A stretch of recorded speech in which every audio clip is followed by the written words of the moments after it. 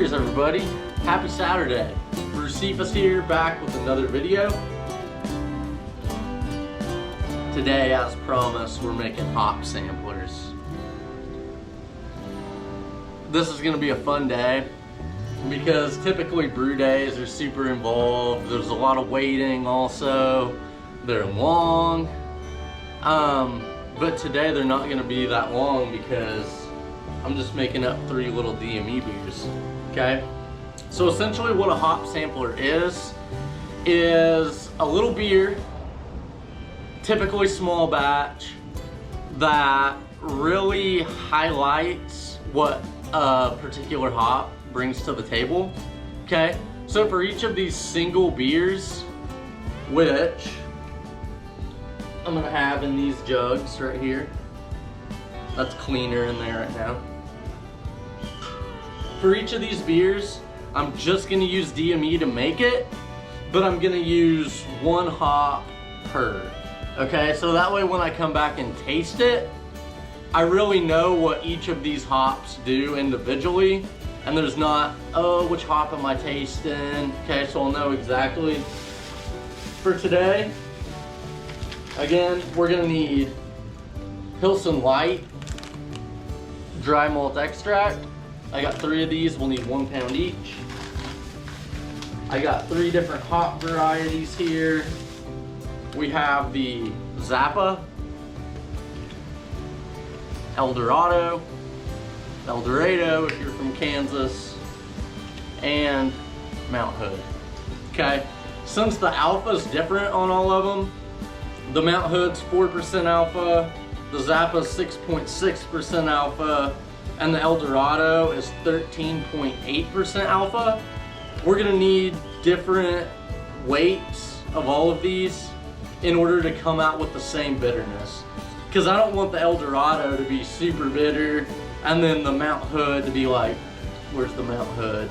Okay, I want them all to have the same bitterness so the hop itself can shine. I can see what that hop brings to the table. Okay, I was gonna make an IPA because that'd get the most hop out of the hop, I guess you could say. Would be up in the 60s IBU wise. But I'm gonna make pale ales instead, and here's why. With an IPA, I feel like you want some body to the beer, some grain quality that can counteract the bitterness. So at 62 IBUs, I'm gonna want a grain bill, okay? And if you're using an extract kit, they give you plenty of LME and DME. For these, since I'm just using the dry malt extract, I'm gonna make a pale ale. Okay, so the IBUs are gonna come out around 36, okay? So I'm gonna use a whole ounce of the Mount Hood at 4% to get about a 36 IBU. The Zappa, 0.6 ounces. My scale doesn't go to 0.6, so I had to convert it into grams. 17 grams of the Zappa, and then only 8 grams of the El Dorado. Okay, and that'll put me 35, 36 IBUs for each of these. It's gonna be great. And then we gotta have yeast. So I'm doing the Sap Ale US-05, okay? Only 3 grams of yeast per hop sampler. So at 11.5 grams, we have plenty in here to do a little over 3 grams of yeast per hop sampler, okay? I'm gonna use a yeast nutrient, which you'll see in the video today. You don't have to do that. Okay, so since we're using a whole ounce of the Mount Hood, I'm gonna start with that one. Got my kettle ready to go here. Like I said, maybe I didn't say this yet. Cheers, everybody.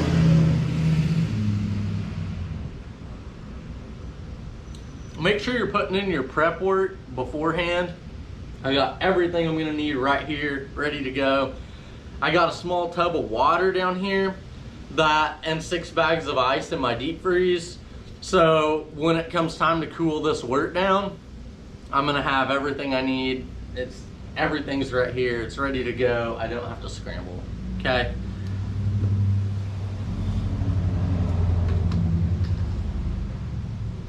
3 quarts of water to the boil kettle.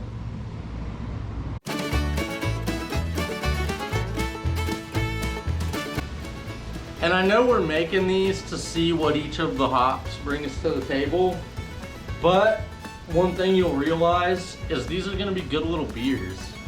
You'll be able to share them with friends, and your friends, unless they're beer connoisseurs, will say, "You made that? That's good."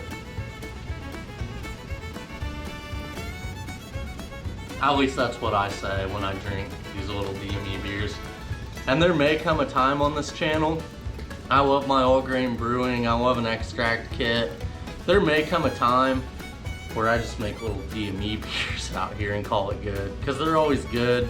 I'll come back with a tasting video as soon as these are done herein. I'm gonna bottle carbonate, because each one of these is gonna yield about a 6-pack. So with bottle carbonation, maybe a month, and these will be done, maybe 3 weeks. I'll come back with a tasting video. Okay, 3 quarts of water. Of course, we're gonna add Pilsen Light to the water as it boils. And essentially all we're gonna do, bring this 3 quarts to a boil, cut off the heat. At that point, we're gonna do a 30-minute hop stand. So whatever weight I told you we're gonna use for each one of these, the Mount Hood, we're gonna use the whole ounce. When I cut the flame off, I'm gonna dump in the whole ounce, and I'm gonna do what's called a hop stand. I'm just gonna let it sit in there for 30 minutes, okay? And then what I'm gonna do after that is I'm gonna chill it down as quickly as I can, put it in the jug, and pitch the yeast. So you kind of see what we're going for here. 3 quarts of water, 1 pound Pilsen Light. I like to add this to cool water because I've said it before, I'm sorry if you've heard it before. Well, this is coming, if this is already almost at a boil, it's gonna be producing steam, and that's gonna make this stuff clump up when the moisture hits it. So I like to add it to cool water. You'll notice you'll get a lot of dough balls, don't worry about it. Once this reaches a boil, all this is gonna be broken up and incorporated very well into the water, okay? I still do a little at a time, trying to keep as few dough balls as possible in here. What a great morning to brew. It's almost fall. You can see I got my Saturdays are for the dads. Barstool Sports shirt on. It's almost football season. Can't wait. This is so fun. Got my airlocks in the cleaner. Anything you're gonna use that's gonna touch the beer after it's done boiling, you need to keep sanitary. Okay, so that stuff's just gonna chill in the cleaner until I need it.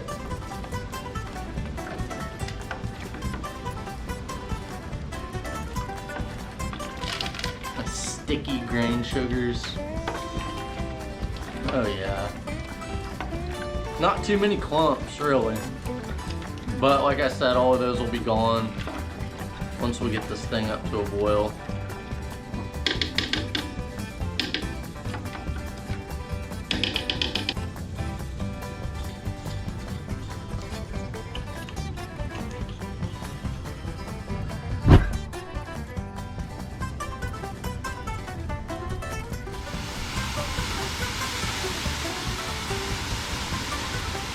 Okay, we've reached the boil.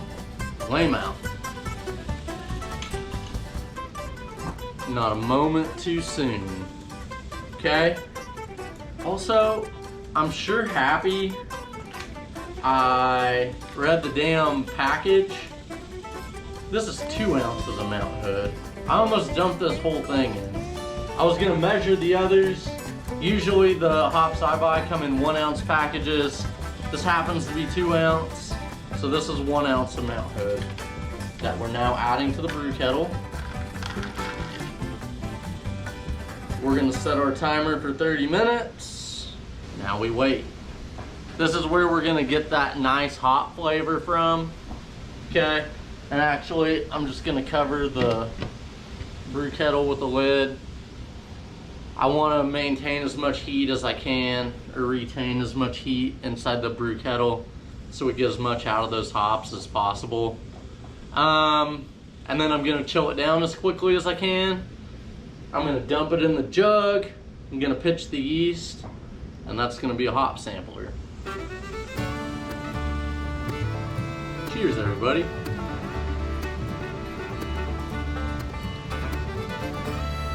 It's lovely to be back on a Saturday. I haven't added my ice to the ice bath yet. I bought 6 bags just because it's, I don't know, it's probably 90 degrees out here right now in the morning. So I figured 2 bags per ought to do it. And by the time I get to the second one, the water will be colder than it is now, because that's just groundwater. The next time I add ice, there will have already been ice in the tub, so I shouldn't need as much as I go along. It ought to be fine. Just play along, we'll see what happens. If I could make beer like this every time, how easy would that be? If you thoroughly enjoy the product, it doesn't matter how you made it. It doesn't matter how involved you were. Some people are dead set on their all grain beers, and that's awesome. But I remember the last time I made hop samplers, I took a drink and said, surely this wasn't just made with D and E. Like extract brewing, I don't know if it gets a bad name in the brewing community, or if, you know, most brewers I think want to start breweries. Not all, of course, at least I did. I think a lot of people start out that way until you realize maybe how much time and money goes into creating the same exact beer every time. Because if I was gonna package this, it's gonna need to taste the same batch to batch. So that takes a little more efficiency than I have in my brew system. But if you would have told me I could just make a little beer with this stuff, packed of hops, it's a lot cheaper. I don't have to schlep 5-gallon buckets or carboys in and out of the house. I don't have to dry hop. This is as simple as it can get as a brewer, okay? Now, of course, if I drink a pale ale made out of brewery, or maybe one I make myself, and then I drink one of these hop samplers, maybe I'll try that. That'll be a video, because I'm really interested. This is how good these beers come out. I'm really interested to see what I say side by side.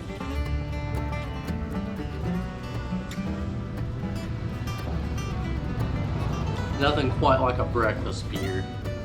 Okay, so it's been 30 minutes. You know what? Dang it.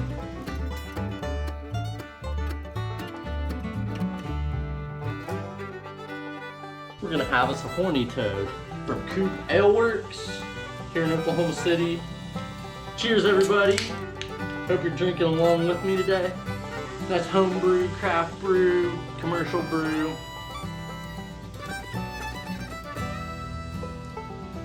It's really good. Breakfast beers. So, while we were away, I forgot, but I went back and I added a teaspoon of yeast nutrient. Okay, since I'm using such a small amount of yeast, I mean, it's a small amount of beer, doesn't really matter, but can never hurt to use a little yeast nutrient. Pour some in there. You can use it, but you don't need it. What I'm gonna do now, I made up my ice bath while I was waiting. Actually, I just poured it in. I'm gonna get this cooled down to hopefully 70 degrees as quickly as I can.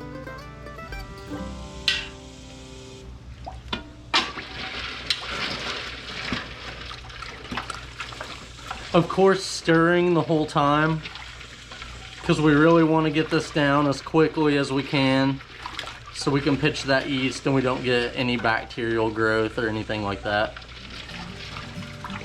Okay, so we got our wort down to about 68 degrees.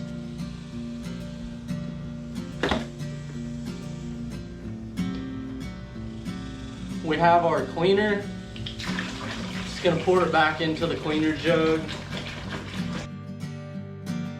If a little remains, that's fine.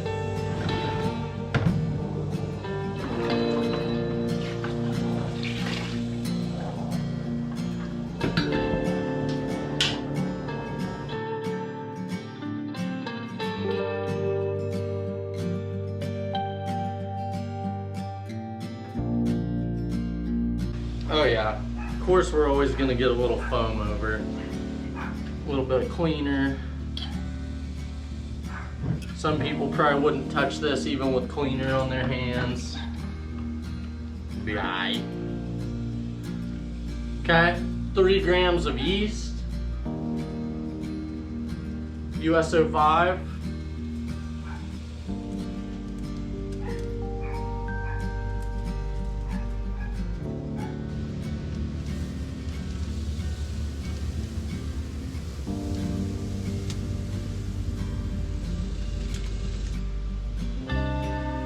Get it mixed in, get a little aeration going. Here we go.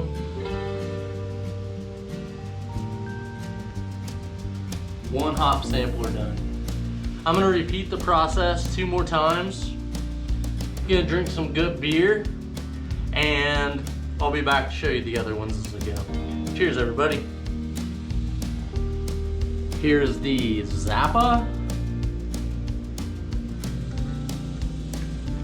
And last but not least, the El Dorado.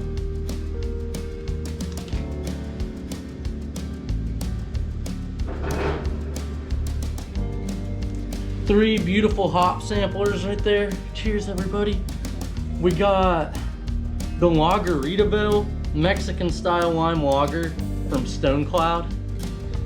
Oh, we deserve a beer, don't we? Cheers. Yeah, it's hot out here. So, one thing I didn't mention at the beginning, these little beers are supposed to come out around 1058, 1060. I didn't measure gravity today because the system we use to brew these has to be pretty efficient. I mean, we had no boil time at all. We brought it up to a boil, so we're not gonna lose any water per se. We know we got a pound of the Pilsen Light DME into each 3-quart pot of water. And that, according to BeerSmith, is supposed to come out 1058. Okay, so there's really no way. I mean, we did get 3/4 of a gallon for each of these, so those are going to be around 1058. So that's why I'm not measuring gravity. It's just one more step. The main reason, it's not because it was one more step. The main reason is because I only have 3/4 of a gallon. I could have used my refractometer, but I like to use the hydrometer. And that would, I mean, that'd be taking a relatively good amount of this beer to do a gravity reading using the hydrometer. So I decided to keep all the beer I can, okay? I'll be back to taste these here in a couple weeks, 3 weeks, a month, something like that. And we'll do a side-by-side comparison of the Mount Hood hops, the Zappa, and the El Dorado. It's been fun. It's a great brew day. If only every brew day was this easy. I have basically nothing to clean up. My kettle. Excellent, just the way I like it. Thanks for tuning in, and I'll see you guys on Tuesday for 24 Ounce Tuesday. Cheers.